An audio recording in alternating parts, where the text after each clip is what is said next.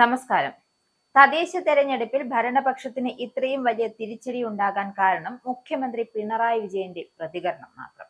ഇടതുപക്ഷത്തെ സ്നേഹിക്കുന്നവരെ മാത്രമല്ല, CPM കേഡറുകളെ പോലും നിരാശപ്പെടുത്തുന്നതും പ്രകോപിപ്പിക്കുന്നതുമാണെന്നും പറയാതിരിക്കാൻ സാധിക്കില്ല. തദ്ദേശ തെരഞ്ഞെടുപ്പിലെ തിരിച്ചടിക്ക് കാരണം ശബരിമലയിലെ സ്വർണ്ണക്കൊള്ള സംബന്ധിച്ച വിവാദവും വെള്ളാപ്പള്ളിയെ മുഖ്യമന്ത്രിയുടെ കാറിൽ കയറ്റിക്കൊണ്ടു പോയതുമല്ല എന്ന് പറയുന്ന പിണറായി വിജയൻ യാഥാർത്ഥ്യത്തിന് നിരക്കാത്ത പ്രതികരണമാണ് നടത്തിയിരിക്കുന്നത്. പന്തളം, കൊടുങ്ങല്ലൂർ നഗരസഭകളിൽ BJPക്ക് നേട്ടമുണ്ടാക്കാൻ കഴിയാത്തതാണ് ഇതിന് ഉദാഹരണമായി മുഖ്യമന്ത്രി ചൂണ്ടിക്കാട്ടിയത്. പ്രാദേശിക വിഷയങ്ങളും BJPയിലെ ചേരിപ്പോരുമാണ് ഈ നഗരസഭകളിൽ പ്രതിഫലിച്ചത് എന്ന് കൃത്യമായി അറിയാമായിരുന്നിട്ടും പിണറായി ഇത്തരം ഒരു നിലപാട് സ്വീകരിച്ചത് തനിക്കു നേരെ ഉയരുന്ന വിമർശനങ്ങളുടെ മുന ഒടിക്കാനാണെങ്കിൽ വരുന്ന നിയമസഭാ തെരഞ്ഞെടുപ്പിൽ ഒടിഞ്ഞു പോവുക ഇടതുപക്ഷമാണ് എന്നത് മനസ്സിലാക്കുന്നത് നല്ലതായിരിക്കും.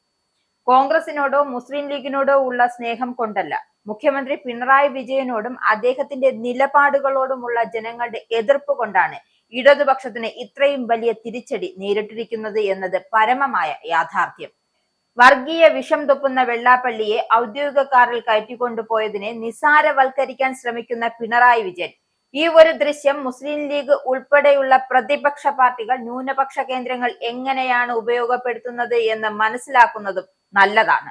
ഒരേ സ്ഥലത്തേക്ക് പോകുന്നവരായതുകൊണ്ടാണ് വെള്ളാപ്പള്ളിയെ ഒപ്പം കൂട്ടിയത് എന്ന വാദമൊന്നും കേരളത്തിൽ വിലപ്പോവില്ല. ഇങ്ങനെ ഒരേ ഒരു സ്ഥലത്തേക്ക് പോകുന്ന എത്ര പേരെ പിണറായി മുൻപ് സ്വന്തം വാഹനത്തിൽ കയറ്റിയിട്ടുണ്ട് എന്ന ചോദ്യവും പ്രസക്തമാകുന്നത് ഇവിടെയാണ്. ഏതു സമുദായത്തിൽപ്പെട്ട നേതാവായാലും മറ്റു സമുദായങ്ങളെ അവഹേളിക്കുന്നവരെ മാറ്റി നിർത്തുക തന്നെ വേണം. അത് ഹൈന്ദവ സംഘടനാ നേതാവായാലും, മുസ്ലിം സംഘടനകളുടെ നേതാവായാലും, ക്രൈസ്തവ സംഘടനകളുടെ തലവനായാലും മുഖ്യമന്ത്രിയെ പോലുള്ളവർ മാറ്റി നിർത്തുക തന്നെ വേണം. മതേതര കേരളം ആഗ്രഹിക്കുന്നതും അതുതന്നെയാണ്. തദ്ദേശ തെരഞ്ഞെടുപ്പിൽ ഇടതുപക്ഷത്തിന് തിരിച്ചടി നേരിട്ടതിന് മറ്റൊരു കാരണം ശബരിമല സ്വർണ്ണക്കൊള്ളയുമായി ബന്ധപ്പെട്ട വിവാദമാണ്. ഈ സംഭവത്തിൽ ഉൾപ്പെട്ട CPM നേതാക്കൾക്ക് എതിരെ സസ്പെൻഷൻ നടപടി പോലും എടുക്കാതിരുന്നത് ഇടതുപക്ഷത്തിനെതിരെ ഫലപ്രദമായി ഉപയോഗിക്കാൻ പ്രതിപക്ഷ പാർട്ടികൾക്ക് സാധിച്ചിട്ടുണ്ട്. ഇതിൽ വിവാദമായ പോറ്റിപ്പാട്ടും ഉൾപ്പെടും. RSSന്റെ ബുദ്ധിയിൽ പിറന്ന കേന്ദ്ര പദ്ധതിയായ PM ശ്രീ പദ്ധതി കേരളത്തിൽ നടപ്പിലാക്കാൻ ശ്രമിച്ചതും ഇടതുപക്ഷ വോട്ട് ബാങ്കിനെ വല്ലാത്ത ഉലച്ചിട്ടുണ്ട് എന്നതും പറയാതിരിക്കാൻ സാധിക്കില്ല. സോഷ്യൽ മീഡിയകൾ തിരഞ്ഞെടുപ്പിനെ സ്വാധീനിക്കുന്ന ഈ പുതിയ കാലത്ത് മുഖ്യമന്ത്രിയുടെയും CPM നേതൃത്വത്തിലെയും ചിലരുടെയും ഇത്തരം നിലപാടുകളാണ് UDF അർഹിക്കാത്ത വിജയം അവർക്ക് ലഭിക്കാൻ കാരണമായത്. ഇതേ നിലപാട് ഇനിയും തുടരാനാണ് മുഖ്യമന്ത്രിയുടെ ഭാവമെങ്കിൽ പ്രതിപക്ഷം പരിഹസിക്കുന്നത് പോലെ രാജ്യത്തെ അവസാനത്തെ കമ്മ്യൂണിസ്റ്റ് മുഖ്യമന്ത്രിയാകും പിണറായി വിജയൻ.